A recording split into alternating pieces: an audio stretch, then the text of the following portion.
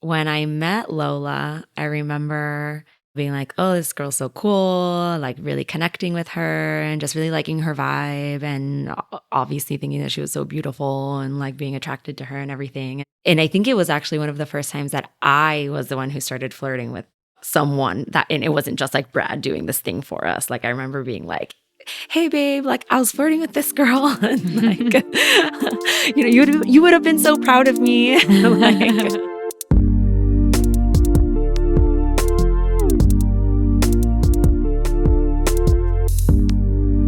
Hi everyone, this is Polycurious and I am your host Fernanda, or Fer for short. In this episode I chat with Marcela, also known as the Hypnoqueen on Instagram. Marcela is actually a friend of mine and I think a truly special person. In this episode we talk about her experience having a relationship with a woman throughout college. She tells us about her relationship with Brad and how they went from having occasional experiences with other women to building a more meaningful long-term relationship with someone we call Lola in this episode. Marcela also shares how she learned to own and communicate her desires throughout her exploration of non-monogamy. And she tells us about the process she is going through with Brad, in which they decided to separate after over 4 years and are now figuring out what the next phase of their relationship looks like. I know a lot of people are going through breakups, especially after the pandemic, and I think her advice around navigating that will be really useful if you are in that situation. In this conversation, you'll hear we talk about a group called NASP, or Not a Sex Party, and we'll talk about where that name came from. But NASP is an intimate community from New York that focuses on deep connection and co-creating amazing experiences. I have been part of that community for the past couple of years and have had the most magical experiences with them. And talking about magic, they are actually having an event during the 4th of July weekend called Camp, or Calling All Magical People. They are collaborating with several other groups in New York, and this is their first event that's fully open to the public. I get a lot of listeners asking how they can find community, and although NASP is not a sex party, as the name states, there's a lot of polycurious and open-minded people in that community, many of whom have been interviewed in this podcast. So if you want to learn more about camp, the link is in our show notes and you can use the code STAYMAGICAL, all caps, for a discount. Also, if you are interested in Marcela's hypnotherapy services, which we also discuss in this episode, feel free to reach out to her through her Hypnoqueen Instagram, also linked in the show notes, and mention you're a Polycurious listener for a 20% discount. Okay, let's better get to this interview. Here's my conversation with Marcela.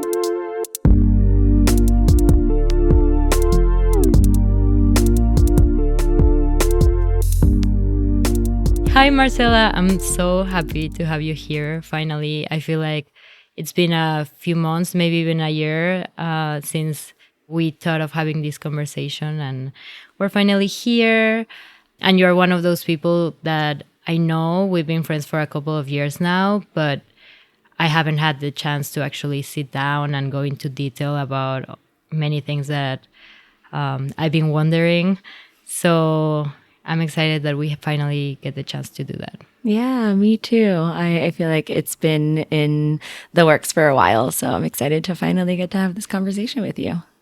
Great. Tell us a little bit about yourself. So, my name is Marcela. I'm 34 years old, and I've been living in New York for almost 12 years now. Grew up in Miami, and yeah, just love it here so much. I've really built a life here and a community and just a life that feels really good and authentic to me. I'm a hypnotherapist, so that's a lot of what I'm doing these days is building my business and working with this tool that has really changed my life. Nice. And I know that you quit your job about a year ago, maybe, to start your own hypnosis practice. Can you tell us more about that? Because even I'm not really sure what that actually means. Because, of course, we see in the movies, but the little you've told me about it sounds like we actually don't really get it. Yeah, absolutely. I think one of the biggest things I've had to do with hypnosis starting out was to just do like the education piece, because there are so many misconceptions about what it actually is. And I think that pop culture really portrays this image of this like gimmicky stage hypnotist who's making you do things against your will, like cluck like a chicken or do something embarrassing. And of course, that is not at all what I do. That is its own branch of almost like an entertainment stage hypnotism.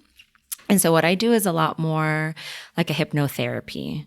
It's a therapeutic exchange where I'm helping people learn how to work with their subconscious mind through this tool that really is like a guided meditation in a way. So much of the things that we do and the ways that we show up, the behaviors that we've learned from a very young age, so much of that programming and so much of that kind of like just rules of conduct and beliefs and all of these things, all of those live in our subconscious, and our conscious lens is kind of filtered through this like programming that's really happening in the background. And hypnosis is a tool where you move into this meditative state and you connect with the subconscious, and you're able to do that kind of work of reprogramming or just like changing things from the inside, if that kind of makes sense.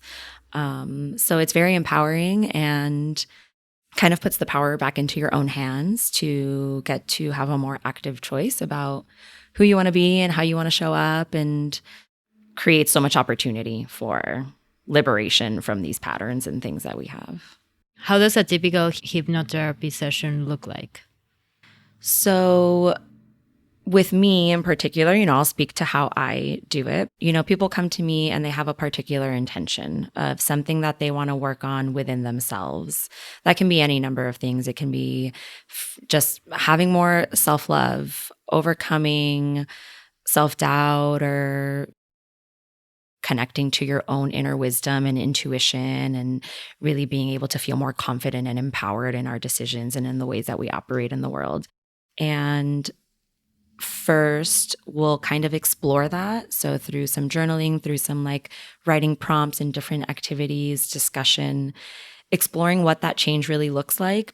And then from there, we'll move into the actual hypnosis, which, like I mentioned, it's a bit like a guided meditation where I take you into a state of very deep relaxation through a number of what we call inductions. There's a lot of like visualization, embodiment practices where I'm guiding you to almost do like a mental rehearsal of what this change is going to look like once you've achieved it. And you're almost bringing that future reality and projecting it onto the present. And then you're like training your body and your mind almost to like invoke that. And the more that you do that, the more that you're able to just create that reality for yourself. And what were you doing when you decided to quit your job and dedicate to hypnotherapy full on? Like, what was my job? Yeah. So I was working for climate change communications nonprofit at the time. So we worked with the media to help inform the narrative around climate change is the easiest way that I can explain it. The organization is an amazing organization doing such great work. I really loved the mission, but the work with hypnotherapy felt so fulfilling and so rewarding in a way that no other job ever truly had. So I knew that I needed to follow that. That's awesome. I'm so happy for you. Yeah, thank you. And it sounds like this was like the most recent part of your journey, but if you can take us back to when you started to become interested in non-monogamy, or when you learned about it, was this something that always like seemed intriguing to you, or was this something that was unexpected? I think it was a little bit like not direct.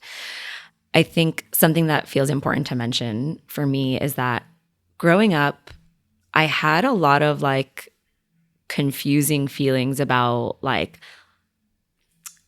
the longevity of love and marriage and these like traditional relationships that I grew up around, I just saw so many examples of it not working, like in my family, like so many divorces, or even with my parents, like so much fighting. And I think I often questioned from a really young age, like, is this the right way? Like, so many people just seem unhappy, or like they stay in these long-term relationships and they're not really satisfied. They're not really happy. The love kind of dwindles and people just stay in these relationships like out of convenience. And I always grappled with that.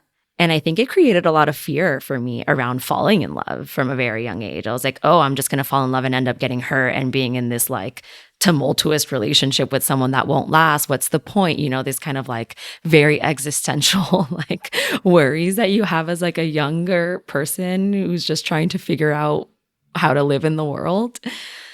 And I remember that when I moved to New York, it took me a few years to discover, but when I started to come into this more like non-conventional like community of people and started to hear more about non-monogamy, something in me was like, oh, okay, this isn't the only way. It's not just these like long-term monogamous relationships. There are other options. And it was the first time that I realized that there could be other options. And I'm such a curious person, like I always have been, about just all of the different ways that you can do things, like not just doing it the way that everybody does it, but just like finding a way of doing things that feel right for you and just feel like in alignment.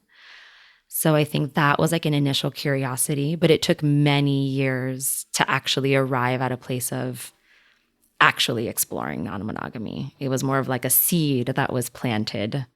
Well, I know that the first time that you got to experiment with that a little bit was through your relationship with Brad, who I'm not sure actually when you met, how you met. So maybe you can start telling us about that and whether, you know, the non-monogamy conversation was something that was there from the beginning or something that kind of came up later. Yeah, so we were friends for a while before we started dating. When I originally met Brad, he actually had a girlfriend at the time, and we met through a mutual friend of ours. Didn't really talk to him that much. And then we kind of kept crossing paths because we were part of this like same group of friends. So we would be at like similar events. And actually our initial interactions were quite funny, and he tells the story way better than I do. But so essentially what happened was that Brad was in a relationship, but he had his partner at the time, she was traveling and she had given him like a free pass. Like while she was away, he was allowed to have one hookup or like explore, you know, one opportunity if there was someone that he was interested in. And at this time, like him and I had been seeing each other more and more at parties, at events. So he had decided that he was going to use his free pass on me. He was going to try and like approach me and, you know, just kind of like was flirting with me and all of this stuff. But the funny thing was that I had mistaken him for somebody else. Like I thought that he was someone that like a friend of mine had hooked up with, my best friend who had hooked up with. And so when he approached me to like, I think he said something like he wanted to kiss me, or he asked if he could kiss me or something at this party that we were at. I was like, oh, this is so sleazy. Like this guy was like, you know, had made a pass at my best friend and now he's just making a pass at me. Like, no, absolutely not. And I kind of shut it down really quickly. Well, later came to find out that this was like a huge misunderstanding and it was not the same person at all. Oh my God, were you like, fuck? Yeah, well, you know, I don't know what I thought about it. It was funny. And apparently he said that like the way that I said no just felt like such an intense rejection that he was actually kind of scared to talk to me for a while after that. And I had no idea about any of this. I think we were drinking and I just thought it was funny or whatever. We ended up rekindling later at some event and like started talking. And then from there, we really started building more of a connection. Him and his partner had broken up. And so at some point in that journey, we had started getting closer. first as friends.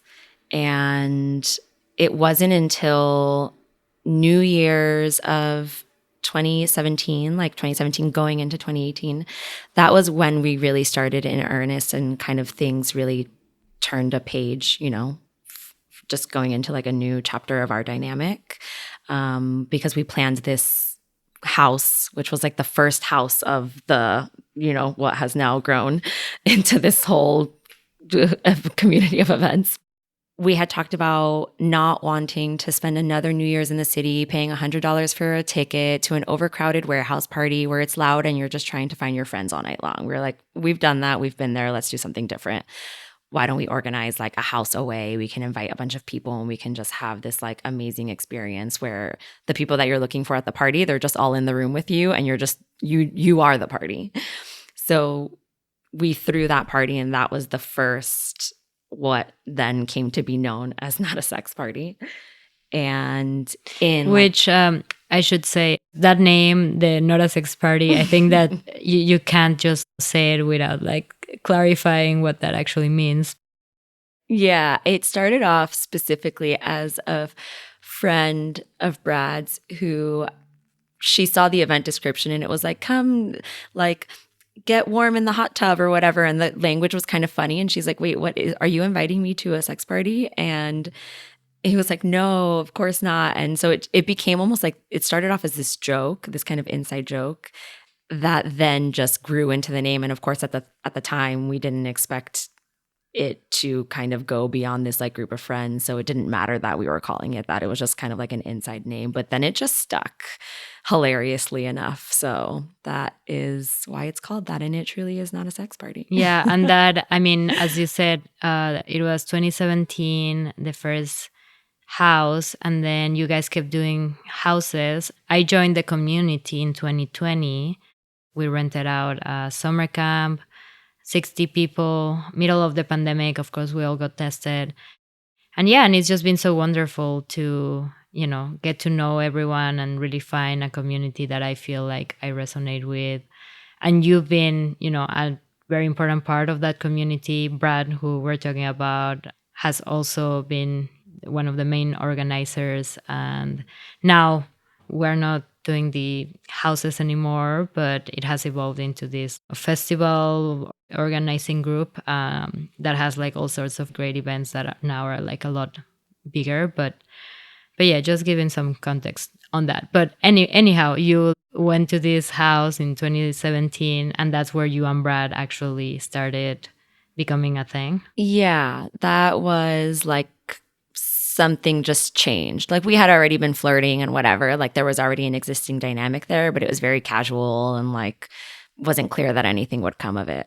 And after New Year's, Brad at the time was traveling a lot for work. He was still doing like food and travel writing.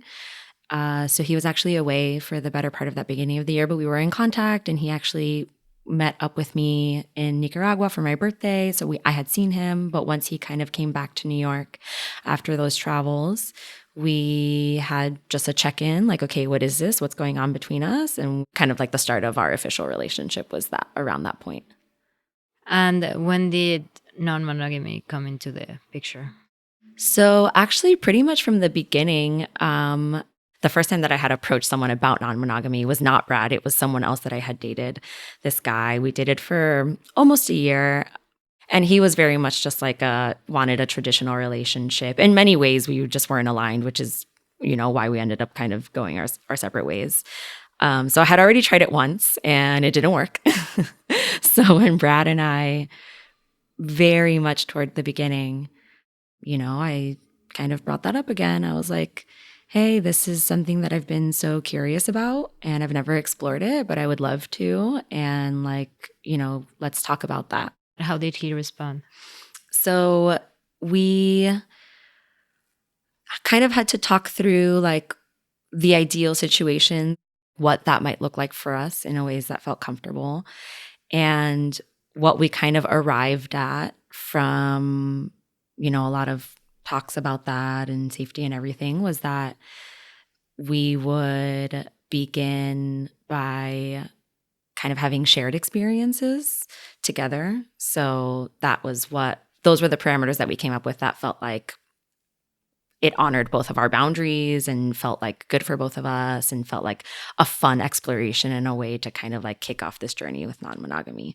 And, it kind of ended up staying there for the most part of our relationship, but it led to so many beautiful adventures and growth. So that was how it kind of started off. Yeah. And when did you get that first chance of having an experience together? Yeah, it was at Burning Man that year, 9 months after we kind of like started more romantically, like connecting with each other. And tell us about that experience. So the kind of fascinating thing about this community is that we do have so many like open, curious, amazing people with whom there is also just so much trust and respect and love as friends. And so our first experience was with a friend. And the funny thing too was that like at the beginning of all of this, I was so shy about like I always wanted Brad to be the one who would like initiate or like make these things happen for us, because I was just like so shy at the time about like voicing desires, or like if I did want something to happen with someone, I was like, ooh, but what if they don't want it? Or like, how do I say this? Or what if they think it's weird because it's a friend or whatever? And so I kind of always would have him like I'd be like, go, like, like make this happen for us. So I remember, that we just had like a flirtation going on with this friend. And I think at some point, Brad kind of voiced that we had this like curiosity and like asked if she was interested, and she was. So that was our first like shared experience. And it was super fun and super sexy. And was just amazing. Like it was amazing for it to be with someone that we knew, that we loved. It just made it like playful and fun and sexy. And yeah, it was a really good first experience. And at this point, had you ever had an experience with a woman? I actually dated a woman for almost 4 years. Oh, okay. In college. Great. So you already knew, that was something that you were into. How was your experience also just dating a woman? Because I feel like we don't hear that much of people who are bisexual who like date a woman, fall in love with a woman, then date a man, fall in love with a man. Like it's either like, oh, we play with women, or oh, I'm fully lesbian or I'm fully straight, Yeah. So how was that experience? Yeah, it was an interesting like exploration of my own sexuality. When I started to feel feelings for this woman, she was a friend of mine, and she identifies as a lesbian, so she doesn't date men, she only dates women. And I remember like at one point we were just getting closer as friends, and then she started like coming on to me, and I kind of like liked it, but I didn't want to admit that I liked it because I didn't know what that meant for my sexuality. And it was a really confusing time for sure. And I think like we've come such a long way with, and maybe this is also just me living in our New York bubble, but I just think as a society, we've come such a long way in more like fluidity and sexuality and being open about that and talking about that. But I think at the time when this happened, like it was still such a big deal to like, quote unquote, come out of the closet or talk about these things. And so it felt like a huge, like, almost like grappling with my identity. Like, oh, what does this mean that I'm a lesbian now? Like people were trying to like box me into these labels. Like they kept asking me like, so you're lesbian now? And I always felt like so confused by that question because I didn't feel any different. I was like, I just feel like myself, but myself that now has feelings for a woman or like this curiosity. So we started dating in secret. And we didn't tell any of our friends. Like I was like so nervous for them to find out. Finally, had to like start telling people. And like in that, we started developing a more serious relationship. And then, we fell in love with each other and ended up dating for almost 4 years.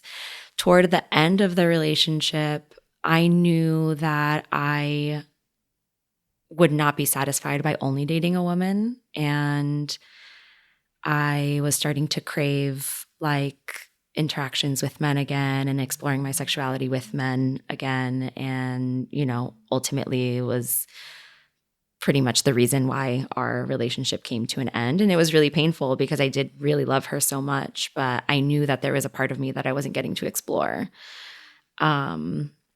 So that was also interesting because then when we broke up and I moved to New York, I was like, oh, well, I could never be with a woman, so I guess I just shouldn't date women anymore. And I kind of closed off the part of me that did like women and that was like, excited about that or like excited about that exploration.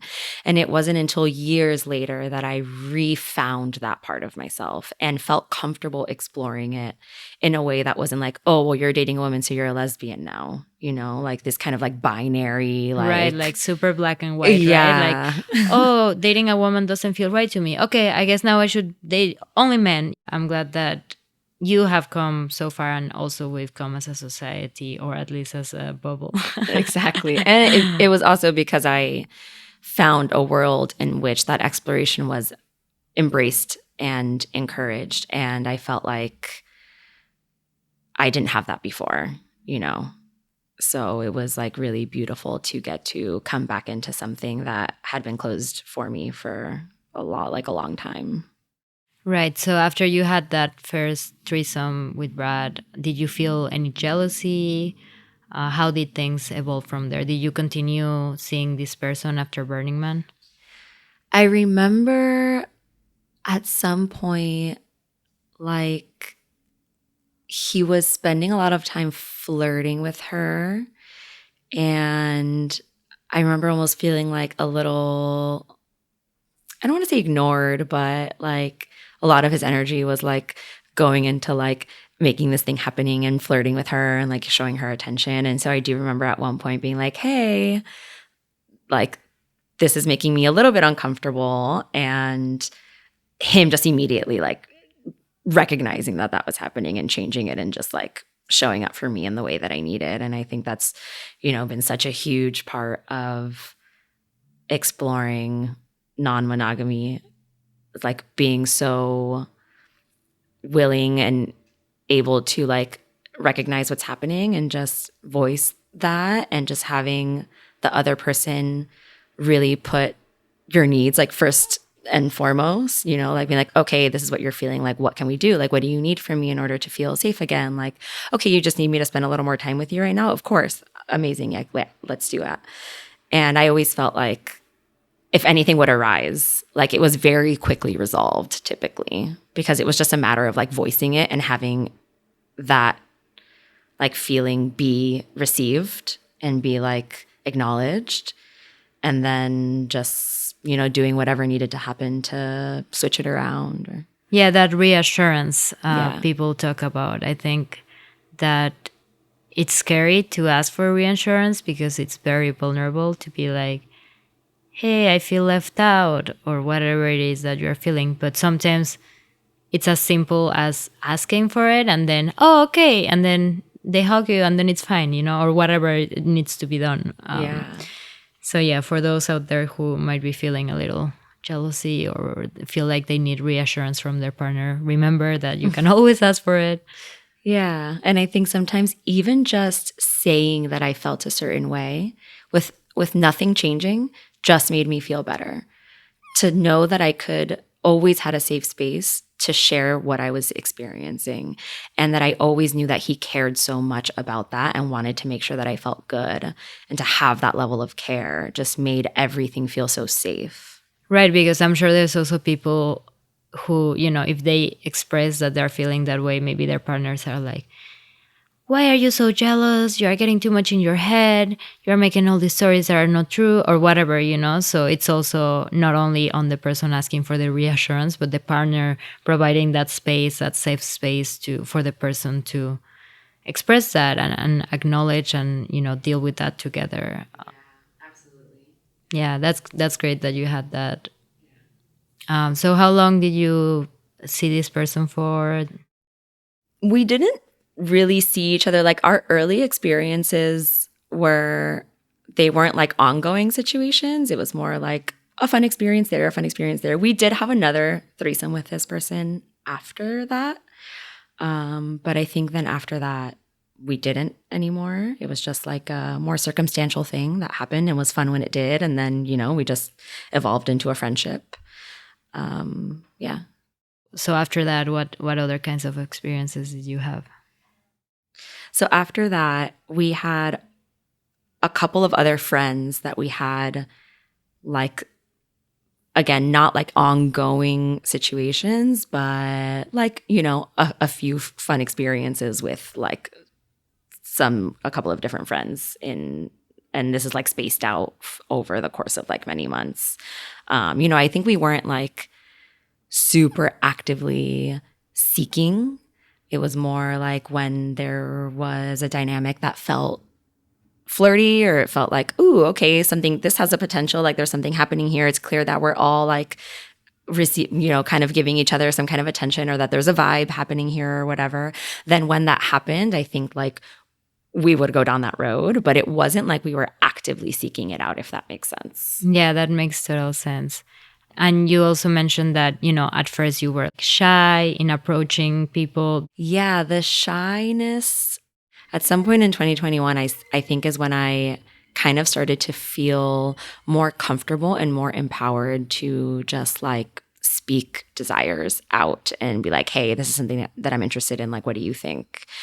Which was a really cool thing to finally feel like I could do. And I wasn't like hiding behind Brad and like, because he has just so much more of an ease and like a directness with this kind of thing that, that I just didn't have or didn't feel that I had. Yeah, now that you're saying that, it just makes me think what happens when there's two hot people like you and Brad, but you are both shy. Like, let's say you were both shy. I'm sure there's like couples out there. I'm sure people would be interested in them or whatever, but maybe they're both shy and they both can't actually make the step to like ask someone or like whatever. But what created that shift in you? Honestly, Brad was a huge part of that for me. Like, just really encouraging me to like own my desires and own what I wanted and to feel comfortable speaking that out into the world. Like, I learned a lot about that from him, and also just like my own process, with hypnosis and with all of these tools that I mentioned kind of at the beginning, of my own discovery of like really coming into my power and really feeling empowered to, for lack of a better term, to use my voice and just like own who I am and what I want, and to not feel like I needed to be apologetic or shy about that. I think that was just a process of personal growth and discovery, and that really led to a lot of shifts, not just sexually, but in like so many areas of my life. Yeah, that's great that you've done that work. But for those people who might still be working on it, do you have any tips as to how to ask for what you want in this sort of situation? I think, one, you have to be willing to put yourself into a vulnerable place. It's always vulnerable when you do this, right? You don't know how the other person is going to respond. And so I think that's one thing, is just like being comfortable in the discomfort of vulnerability and just being willing to have that interaction anyway. And, I think what helped for me was like also knowing that if I was approaching someone, it was someone who I had a lot of respect and love for, or just like knew and I felt safe with, and was able to kind of like just come into a more like flirty, playful place with that person and just like lean into the discomfort. And I think, yeah, I think it's a matter of just kind of doing it, so to speak, like acknowledging that there might be some like insecurity or like fear around it. But just like starting it as a conversation, even it can be like, hey, this, like, I am curious about you in this way, like no pressure at all. Maybe you don't want to cross that boundary with me, but like, what do you think? Like, is that something that you're interested in? Or like finding a way to like just open it up to have a conversation that doesn't have to be a scary thing. It can just be like, hey, this is what I'm feeling. Like, what do you think? Yes, we complicate it so much in our heads, right? Yeah, we complicate it a lot. And I think that if you're able to just like be honest, open it up, see what that person says, and also feel into it. Of course, I only did this with someone that I could feel that maybe there was like that energy being reciprocated, or, you kind of feel into it intuitively. Like, is there something here? Okay, I think that there is. Let's start that conversation. Yeah, for sure. And was there ever a conversation with Brad about maybe you also seeing men? Because, of course, in your case, you decided that you wanted to do some things together. But, even if Brad doesn't want to interact with another man, you could still have a threesome with another man, right? Like, there was more focus on them interacting with you and you interacting with them. So I don't know if you ever had a conversation around that. Yeah, we did. And I was more interested in having separate experiences than he necessarily was. And I think we kind of talked about like taking steps to move in that direction. So, starting to have these shared experiences was like a way to like build trust and kind of like slowly push that boundary and not go from like 0 to 100. But then what was funny was that like when we had talked about maybe me having my own experiences with men, we had talked about, okay, maybe first we have like a shared experience with another man and like, let's see how that goes and like take it from there. But part of this was like, this was the part of like me feeling more confident and empowered to like make these situations happen and not always relying on Brad to make it happen. And so part of the agreement was like, let's do that. But the deal is that you have to initiate this. If you want this, I want you to feel like empowered to like get that for yourself and to make it happen. And so there were some like kind of potential situations that had arisen, but because of my shyness at the time, I kind of like never pulled the trigger on it. And it was always like finding an excuse or like, oh, well, maybe now is not the right time. And I think it took, in many ways, like I wasn't able to have those uncomfortable conversations at that time. When push came to shove, like I just like didn't make it happen. And so it really took like a long time of like being in that process, if that makes sense. Yeah, that's so interesting. I think it's really awesome that he pushed you in that way to like feel empowered. And that it seems like it did help you in that journey.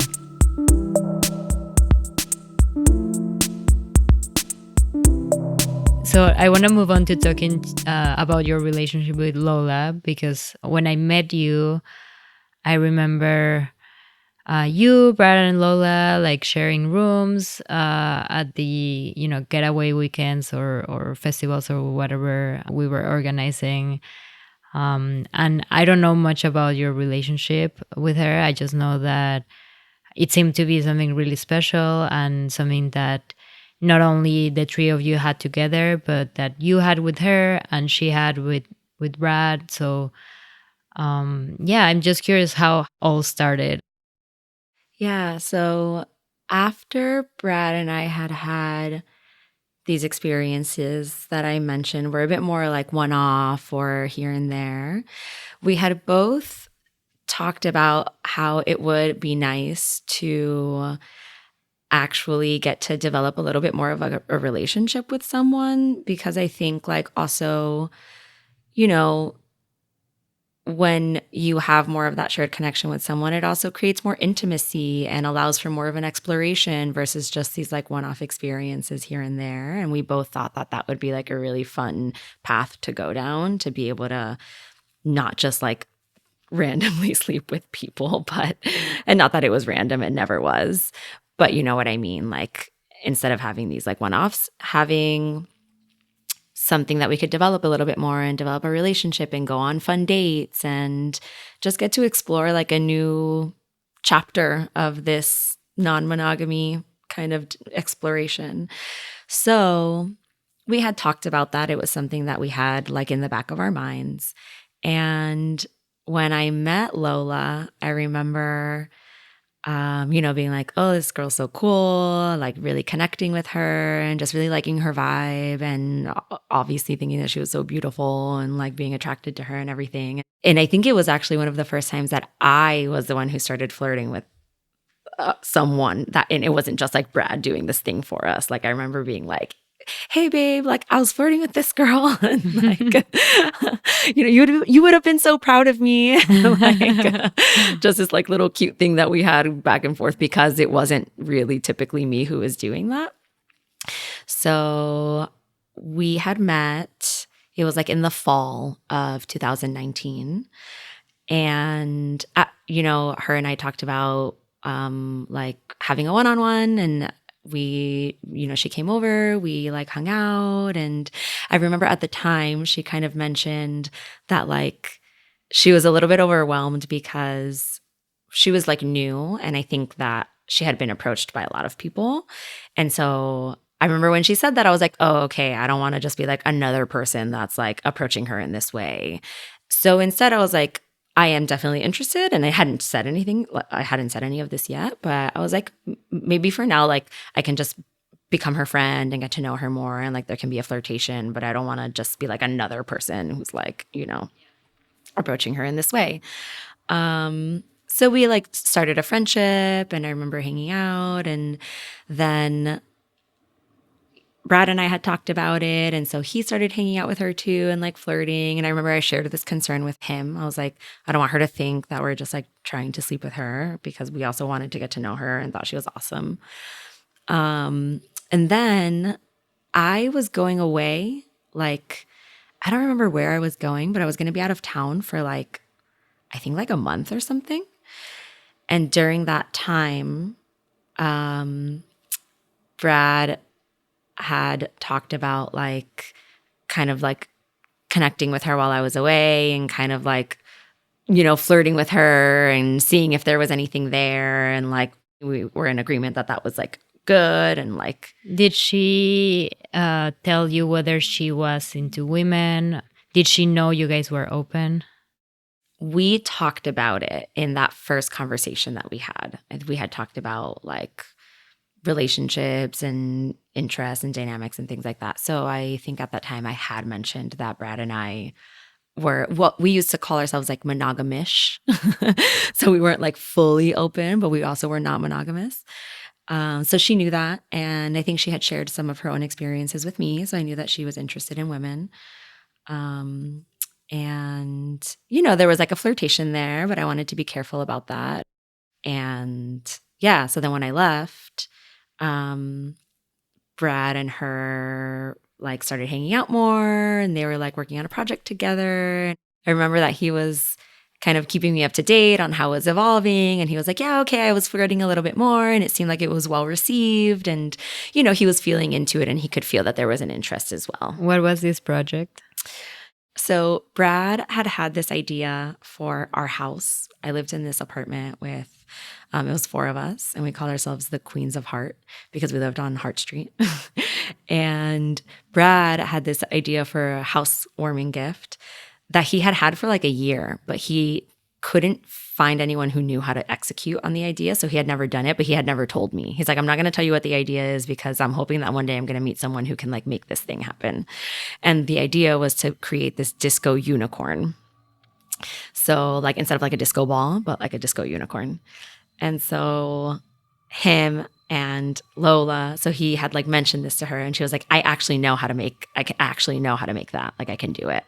And so they worked on this while I was away. And I think it was like a really cute and fun way for them to like also build more of a friendship and a flirtation and have like something to work on together. Yeah, actually, this reminds me, the first time I went to one of the events, the summer camp I mentioned, I remember Lola made a hat for Brad, like on the spot. Yes. Like we were at a pool party. I was around also crafting, I think. And yeah, she made this really awesome hat for him in like 5 minutes. It was incredible. Yeah, she's very, very crafty and just a wizard of creating beautiful things. Yeah, so that was how that started. And then I remember Brad basically, like, in a way, like, just being upfront. He's like, hey, Marcella and I are really interested. And she was like, yeah, I'm interested too. After a while of courtship. After a while of courtship. Like how long? I'd say that this happened over the course of like 3 or 4 months. We had all done like an acro class together. We had some like group hangouts while I was there. And then they had the hangouts while I was away. And then it was New Year's was approaching. And so we were doing another house, and that was finally when, we like actually all shared an experience together. And there was so much chemistry and attraction, and it was so fun, and like finally took it out of this like long courtship, and it was clear that there was like a really good dynamic between the three of us. So that was the beginning of that story. And what's the middle of the story? So then we talked about asking her if she wanted to go on a date. We were like, okay, that was awesome and fun and so cool. And like, why don't we see if we all go on a date and just see how it goes? It was very much a like, let's just take one step at a time and see how it goes. What was really fun about it was that Lola and I planned this date for Brad.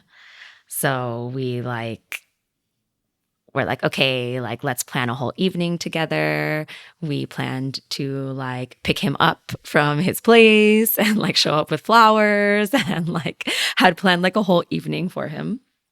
And that was super fun. It was like so fun to like get to work together on that, and like to You bond guys through got that. him flowers? Yeah, we got him flowers. Yeah. Picked him up and took him on this like really lovely date. And it was just so fun. It was so like natural in a way. Well, what like, did you guys do? We went to dinner. We picked this really cute spot and had dinner and drinks. And then we went to a jazz show in Brooklyn. So we went to the show and it was really good. And then we all went home together. And I remember it feeling like just easy and natural and fun. Like, I was worried, like, is it going to be weird? I had never done this before. I had never gone on a date with another person. And I just was like so pleasantly surprised by just how fun and playful and like easy and nice it was, the whole thing. And one thing just led to another, and we developed this beautiful relationship with her that was so full of just like, yeah, fun, play, discovery, like planning fun dates, going on these little like adventures together, and also just the way that she was able to show up, like with so much like respect for the relationship, with so much like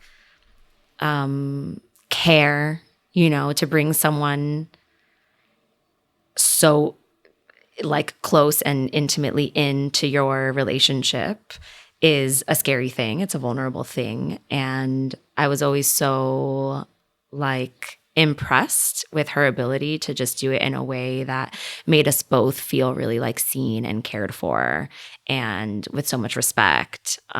So that was really important. And it established like the safety for us to have this like exploration and to go into like a deeper kind of relationship. That's awesome. Did she have any, I mean, you mentioned that she had some sort of experiences with women, but had she dated a couple like proper, or was she also like new but had this higher awareness of the importance of keeping the couple feeling respected? She had not dated a couple before. So it was a first time for all of us, which I think also made it really exciting, right? Because we were all like, we've never done this before. Like, let's learn along the way. Let's just have a lot of communication. And we made sure to have check-ins along the way to see how everyone was feeling and make sure that like everyone was feeling like good and taken care of. And so there was just like so much communication and like care that went into it. And that allowed it to always feel like it was happening from this very like open, transparent kind of like beautiful space of just sharing a lot of intimacy and navigating it together. That's awesome. Did you ever worry that the relationship of Brad and Lola might kind of override your relationship, or did you ever feel left out, or did you ever have any fears that any of that could happen? Because as you mentioned, like you brought her in a way that was like very intimate, and Brad and Lola had their own connection. So was there any fear around that, or did Brad have any fear that Marcela is gonna leave me for Lola or whatever? So, of course, there's always going to be some fear and jealousy that comes up when you're opening up in this way, because it is a risk, it's a calculated risk, but a risk nonetheless when you are involving another person. You just don't know. You can't control emotions or how things evolve. But, with Brad and I, things felt so solid and so good between us. Like we've always had such amazing communication and an ability to just navigate things from a place of just like so much honesty. Like I always knew that if anything came up, we were gonna be able to work through it and to talk through it, and that nothing was going to be hidden. There weren't going to be like lies or anything that feels kind of like happening behind the surface or beneath the surface. So like just knowing that made me feel really good. And, when we set out on this whole journey, we always said like our number one priority is our relationship and making sure that that's solid and that we're good. And these experiences are like in addition to us as a couple. And so like also knowing that we had set that boundary and that we were in a really good place, allowed any moments that did come up of jealousy, which there weren't that many, but it did happen sometimes where, just again, little things of like maybe feeling like I wasn't receiving as much attention or as I maybe was going to make me feel safe, like that I wasn't being forgotten about, or that like there was more excitement about her than for me, these little things that can kind of show up in these micro ways. And whenever that did happen, it was just a matter of saying like, hey, I felt this thing, like maybe next time you can make sure you're checking in with me, or just little micro adjustments and it really never became like a big thing. It was always like instances here and there, like maybe I felt a little jealous, maybe I felt a little insecure, and just a lot of check-ins along the way, a lot of communication all the time of just making sure, like checking in again and again. And, it did require a lot of communication, and it really like helped us grow also so much as a couple, because we had to learn to communicate through everything. And just knowing that you can do that with your partner, that there's nothing you can't talk about, and that you always know that you're going to bring so much care for the other person into it, allowed us to grow in a really unexpected way. Like it was almost like a welcomed like surprise, or like different side of a benefit that we got, or like a growth that we got from this like open exploration. Yeah, I hear that a lot, and I don't think that people really understand how much just exploring, being open can just bring you together. And I mean, I don't think that you should do it for that reason, but yeah, I mean, when you have to like step into your vulnerability and really express how you feel and really think about how the other person is going to feel, it translates into other aspects, not just dating other people, but whatever decision you make, you have this awareness of how important it's to check in and how important it is to voice what you feel. And yeah, I'm glad that sounds like you had an awesome experience. I do know that, or I think that you guys are not having that dynamic anymore. So how did that end? Yeah, so I would say that the relationship between the three of us went on for about 1.5 years. And around that time, things just started to kind of shift in where actually Brad and Lola developed more of their own dynamic and their own relationship. And, my relationship with her turned into one more of just friendship. There was just like a shift that happened, an ebb in the relationship, which, happens. Because before that, you guys would meet up, just the two of you, and be sexual and all of that. But then at some point, it just didn't feel right. Most of our experiences were actually shared. Her and I did have a few on our own. And actually part of the agreement in the beginning was that like that they would not have their own like sexual experiences without me at the beginning, just while we were establishing that safety. And I think that actually maybe lasted for like a year or so.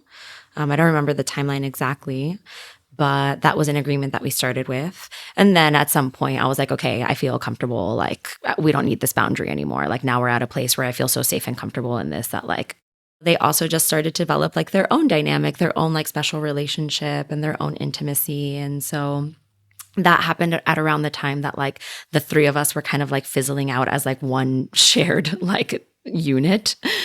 And then it kind of developed in that way where then he and her had their kind of like their own dynamic that went on for a while. And her and I just continued with more of just a friendship. And then, then that went on with them for a while. And Brad and I actually had like taken a break in our relationship at the end of last year or in like the fall.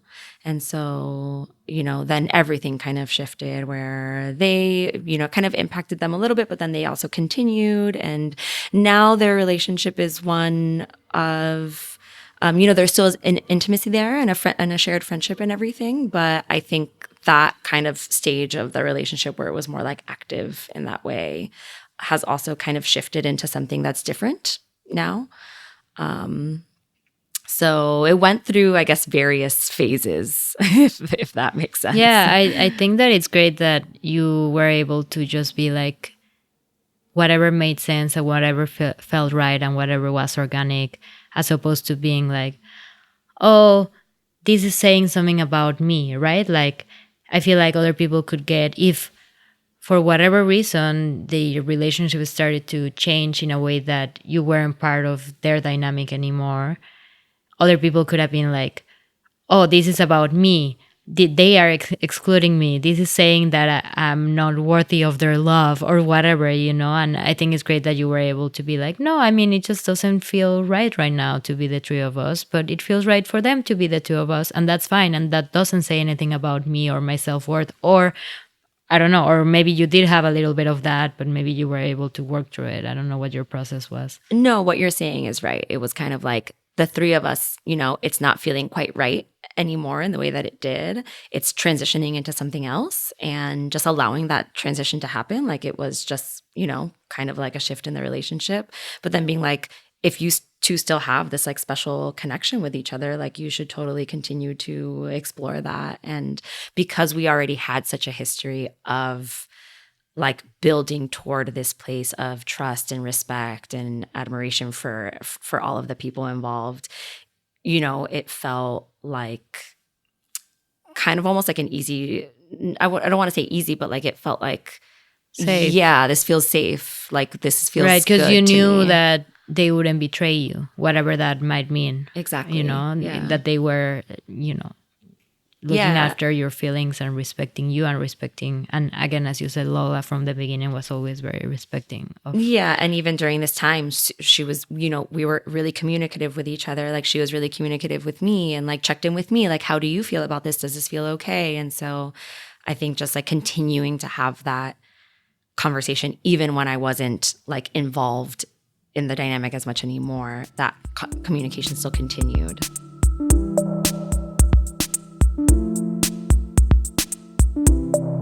Yeah, so putting Lola aside, I know that you and Brad are going through a process of decoupling.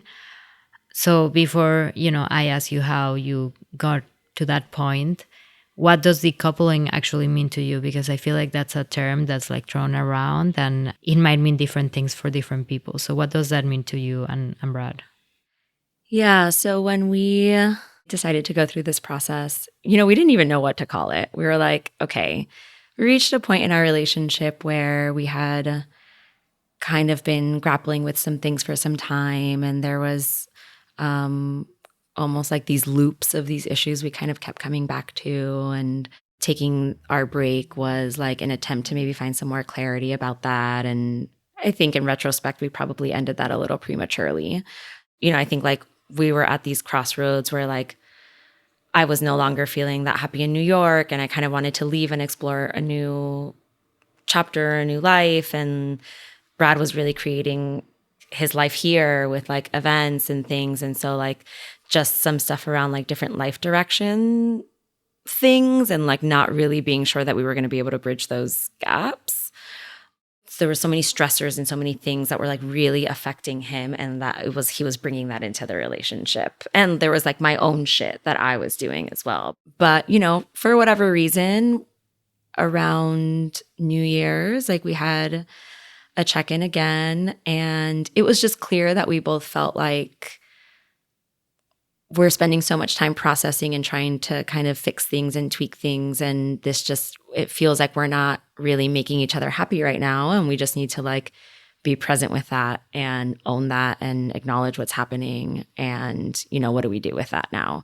And this was done from a place of so much love. Like there's always been so much love between us. It never felt like full of like tension or anger or anything like that. I think there was just like a recognition that like, while we still really loved each other, things were just not working and we needed to accept that. And so we didn't want to have like a breakup, or what I guess is traditionally thought of as like a breakup, where we were just like cutting each other out of our lives and going in separate directions for many reasons. I think because there was still so much love there and we're so important for each other. And we wanted to find a way to like transition out of the partnership that we were having, but to be able to still find space for each other. And we also kind of said like, maybe if we actually release each other and go through our own processes, maybe that will lead us back to each other. Like we don't know. And so like kind of approaching it in a little bit more of an open-ended way.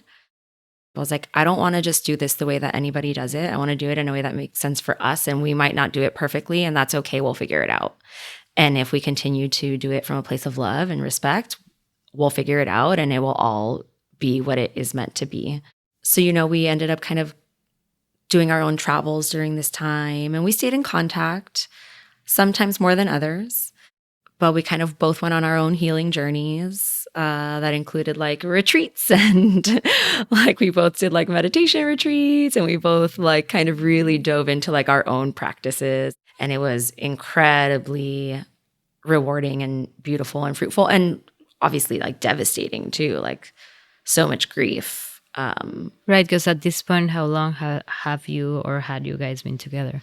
At this point, it was like 4 years of partnership with someone who I have grown so much with, and our lives completely changed with each other. Like, I don't know where I would be without him, if I hadn't met him, if I hadn't had our partnership. Like, just the ways in which we have helped each other grow creatively, personally, sexually, like in so many ways is so rich and so deep.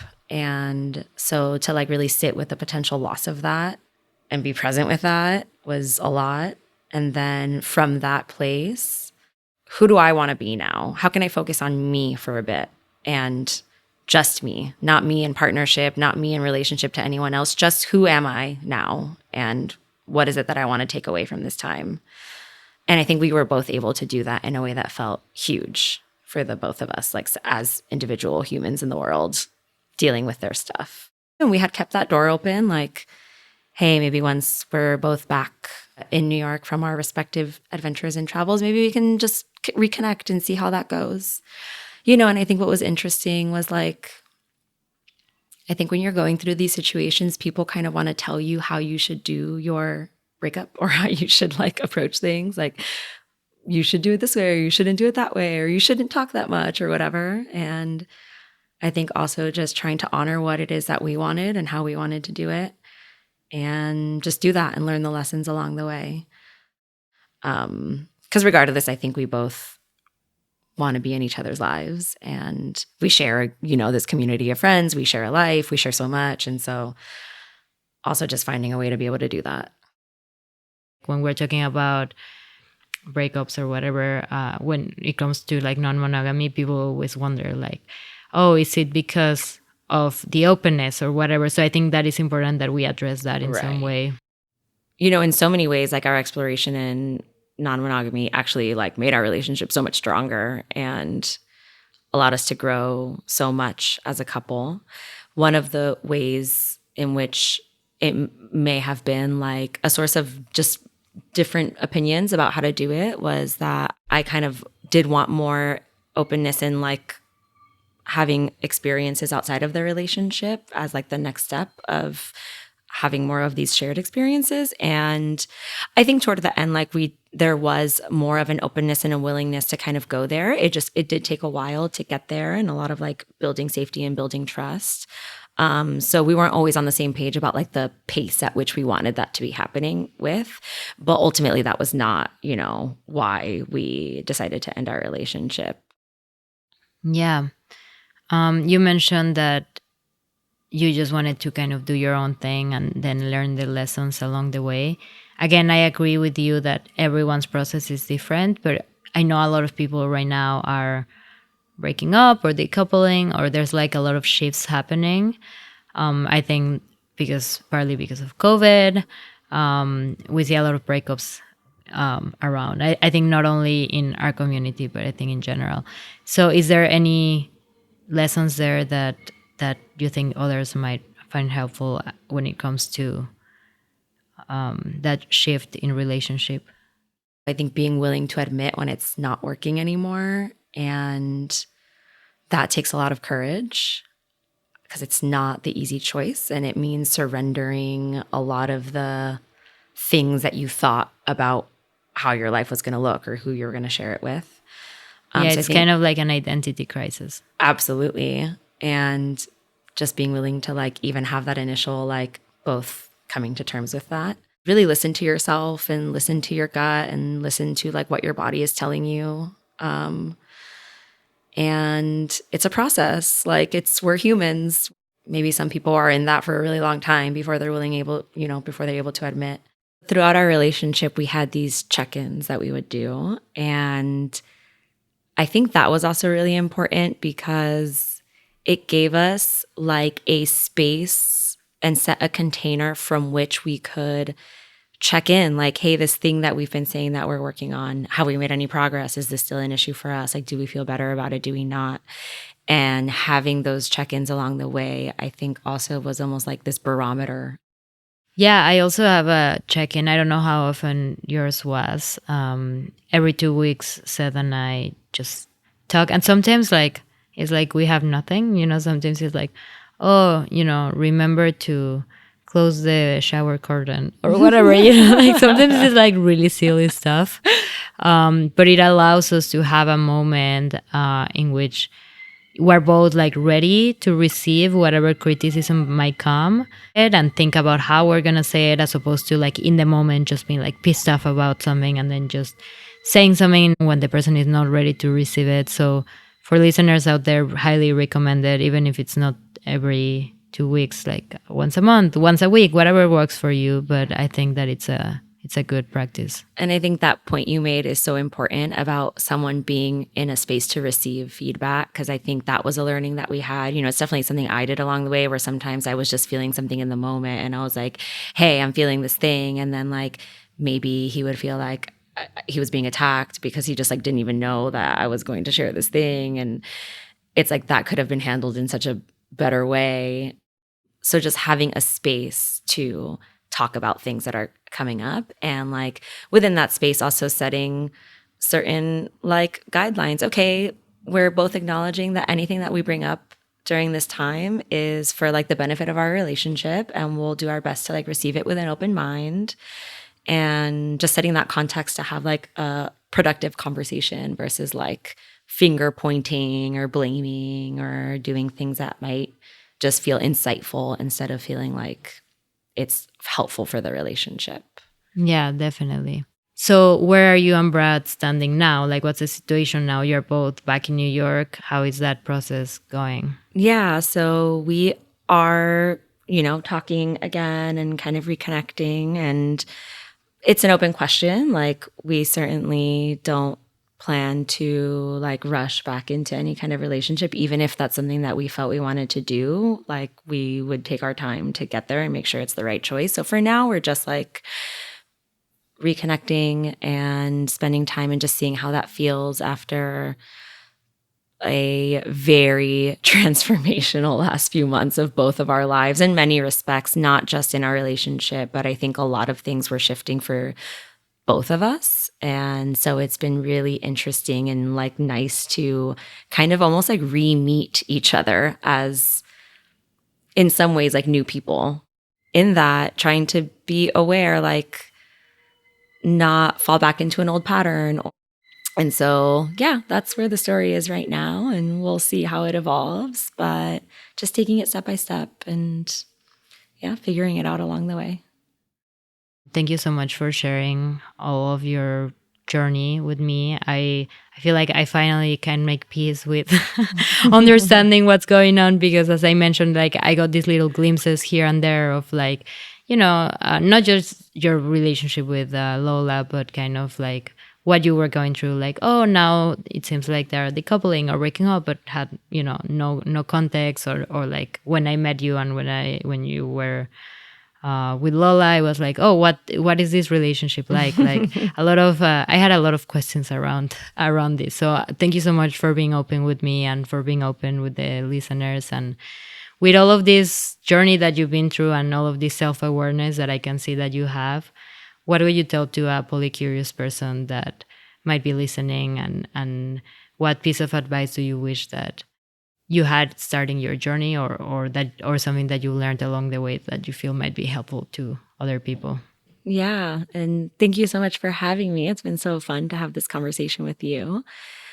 I would say that there are no rules about relationships, like if you have a curiosity, I think it's important to follow those things. I think that often when we do follow these curiosities, it leads to really rewarding and enriching situations or explorations that teach us a lot about who we are, and I don't know, just like make our lives full of meaning and growth opportunities. So I feel like, one, just being willing to be really honest, to have a lot of open and vulnerable and raw conversations with, whoever you're doing this exploration with, if it's with a partner, if you're doing it with a couple, if you're on the other end of that spectrum, and you're the single person who's like exploring with someone else. Communication is so important, respect, and just being able to like, own what you're feeling and be honest about that. And I think that with that communication and with that honesty, you can really navigate any situation and learn a lot from it. I know it's been so beautiful for me, and I would never trade any of those experiences. So yeah, I would say follow your curiosity. I love it. Thank you so much, Marcela. Thank you.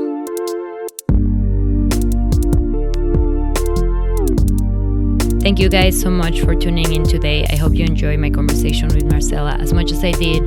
Remember, if you want to connect with her, the links are in our show notes. If you're interested in attending camp, the event from the NASC community we talked about, you can also find a link there. And if you decide to go, you can use the code STAYMAGICAL, all caps, for a discount. And lastly, please, if you haven't already, subscribe to the podcast so you don't miss out on any of our episodes. And please share this episode with a friend if you feel like it would resonate with them and the journey they're going through. If you are enjoying the podcast, that's really the one single most helpful thing you can do for us. Thank you guys for listening, and I'll catch you all on the next episode.